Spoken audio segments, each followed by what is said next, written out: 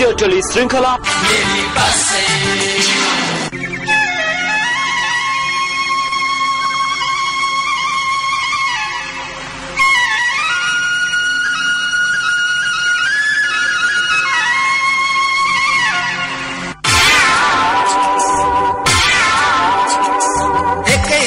फुर्सद छैन पर्छ चटारो अभागियो पुरपुरोमा सधैँ चटारो एकैछिन फुर्सद छैन पर्छ चटारो अभागियो पुरपुरोमा सधैँ चटारो खानु नपिउनु हजुर लाखर लाखर हिँड्यो न त ठाउँमा पुग्न सक्यो न त मान्छे चिन्यो भन्दा भन्दै मरिसक्यो आशै जे गरे नि सुख छैन ए मेरी बासै ए मेरी बासै मेरी बासै मेरी बासै मेरी बासै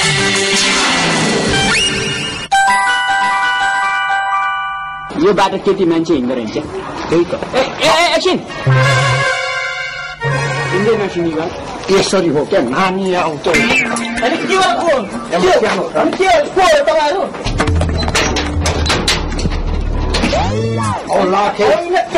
मान्छेलाई के गरेको यो कथा सुनौ न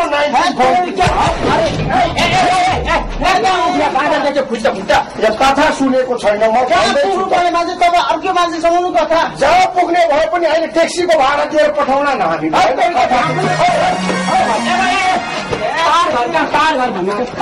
चुप पक्का किन्छु अहिले अनि कथा सुनाउँदैछु पहाड घर कथा सुनाउ बल्ल बल्ल एकजना मान्छे भेटिरहेछ 1914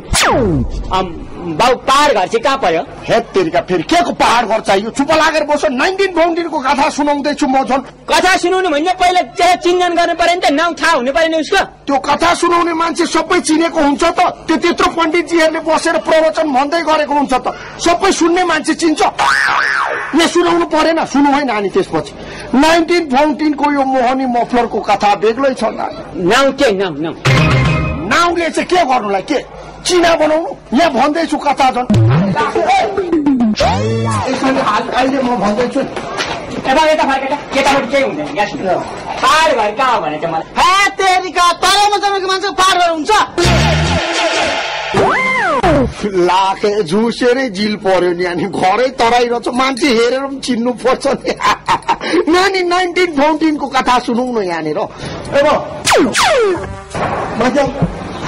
बुढालाई पनि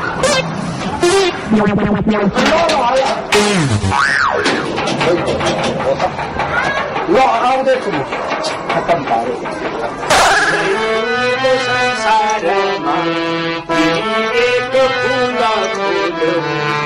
यति ठुलो फुलबारीमा काँडासँग किन भुल्यो काँडासँग किन भुल्यो किन किन किन भुल्यो यति ठुलो काँडासँग किन भुल्यो ल ठिक छैन त अब ठिक त छ अब खै यसमा ऱ्याप मिसाउँछु भने होइन ए ऱ्याप छ नि ऱ्यापलाई सुन्नुहोस् यहाँ ऱ्याप छ नि यति ठुलो फुलबारीमा काँडासँग किन किन किन किन किन किन किन यति ठुलो यो रुल्ला चाहिँ के हो अलि राम्रोसँग ऱ्याप हाल्नु पर्यो ऱ्याप भनेकै यही हो ऱ्यापको अर्थ थाहा छैन तपाईँलाई ऱ्याप भनेकै हो सुन्नुहोस् यहाँ काँडासँग किन किन किन किन किन किन चित्त बुझ्यो होइन त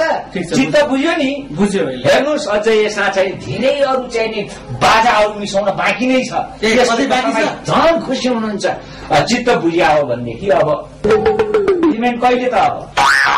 गीत राम्रोसँग टाइममा दिनु सकेको छैन पेमेन्ट चाहियो तपाईँलाई अब छिट्टै गीत त तयार भइसक्यो भने एकदम राम्रो भइसक्यो अब यसमा बाजा भर्न मात्रै बाँकी हो तपाईँले चाहिँ पेमेन्टको कुरा मिलाउनुहोस् गीत राम्रोसँग तयार बनाएर दिनुहोस् पेमेन्ट मैले भोलि गरिदिन्छु ल ठिक छ त्यसो टाइममा गीत दिनु परेन पेमेन्ट साह्रै फुलै फुलको संसारमा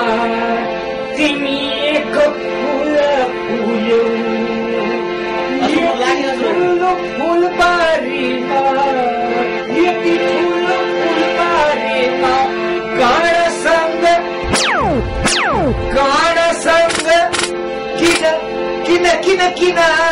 किन भित्र पस्यौ अझै मलाई पो भने तपाईँले अनि त मैले गीत गाइरहेको भन्छ नि कस्तो मस्त किन भित्र छिरिआयो मलाई चिन्नु भएन चिन्नु भएन मैले तपाईँलाई राम्रोसँग चिन्ता छु गजको छोरो होइन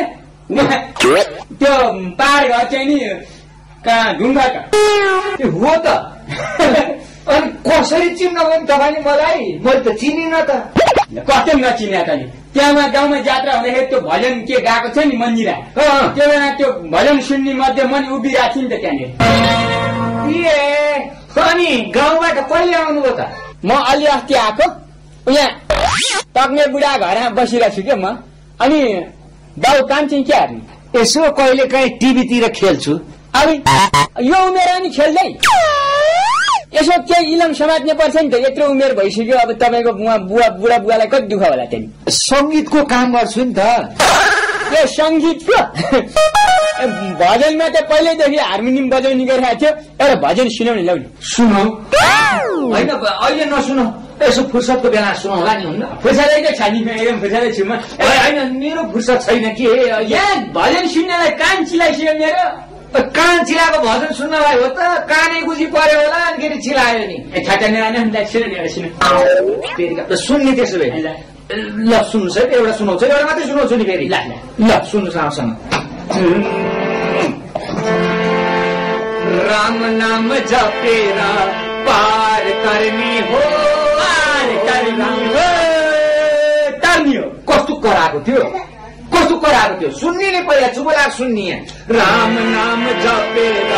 पार गर्ने हो भर छैन जिन्दगीको कहिले मर्ने हो छैन छैन एकदम राम्रो कस्तो कराएको थियो डाँडै काट्ने गरेर बाख्रा चलाउन गएर गरेर चिच्चाएको ल